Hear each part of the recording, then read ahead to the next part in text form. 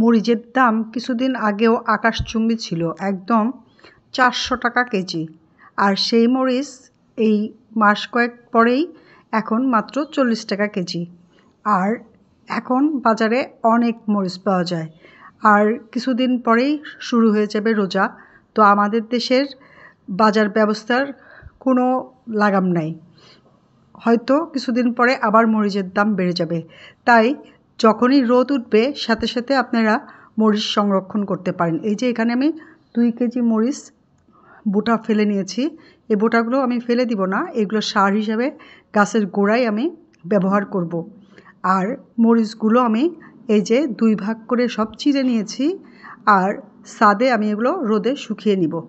খুব ভালোভাবে আমি এগুলো 2 দিন রোদে দিয়ে শুকিয়েছি। যখন রোদ থাকবে আপনারাও এভাবে শুকিয়ে নেবেন, আর সারা বছর এটা সংরক্ষণ করতে পারবেন। এই যে মরিচগুলো যদি চাকু দিয়ে বা বটি দিয়ে কেটে নেবেন।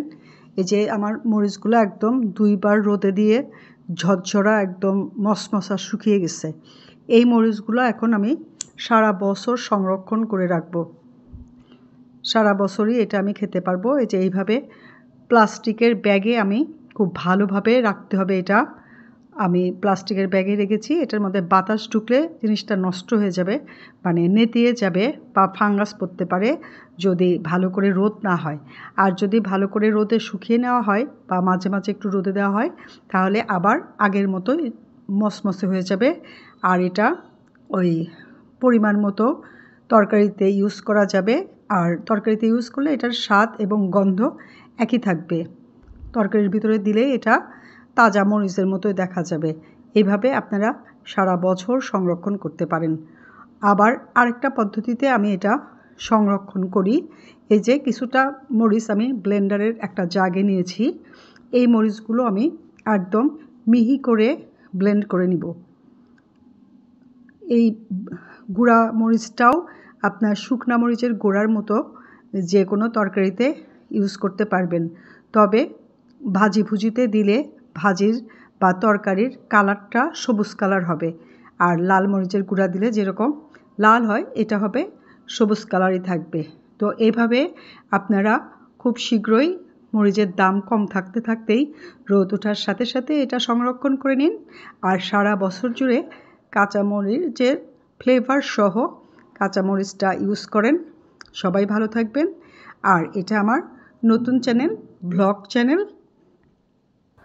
ফুড প্রসেসরেও এইভাবে অনেকগুলো কাঁচামরিচ একসাথে কিমা করে রাখতে পারেন। এটাও সারা বছরে ডিপ ফ্রিজে সংরক্ষণ করা যাবে।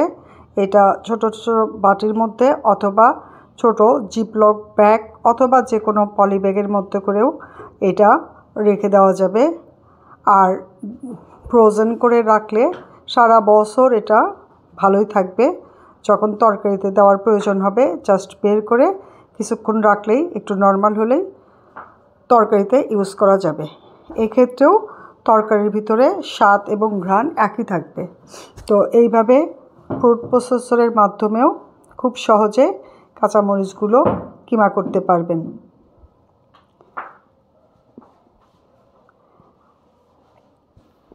তো সবাই ভালো থাকবেন। আল্লাহ হাফেজ।